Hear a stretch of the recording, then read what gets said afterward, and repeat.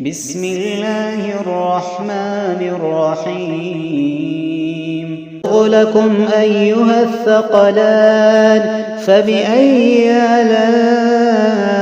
ربكما تكذبان يا معشر الجن والإنس إن استطعتم أن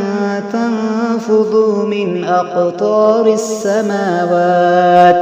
من أقطار السماوات والأرض فانفذوا لا تنفذون إلا بسلطان فبأي آلاء ربكما تكذبان يرسل عليكما شواظ من نار ونحاس فلا تنتصران فبأي آلاء ربكما تكذبان فإذا انشقت السماء فكانت وردة كالدهان فبأي آلاء ربكما تكذبان فيومئذ لا يسأل عن ذنبه إنس ولا جان فبأي آلاء ربكما تكذبان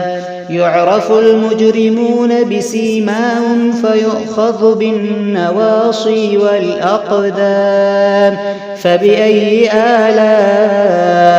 ربكما تكذبان هذه جهنم التي يكذب بها المجرمون يطوفون بينها وبين حميم آن فبأي آلاء ربكما تكذبان ولمن خاف مقام ربه جنتان فبأي آلاء ربكما تكذبان ذواتا أفنان فبأي آلاء ربكما تكذبان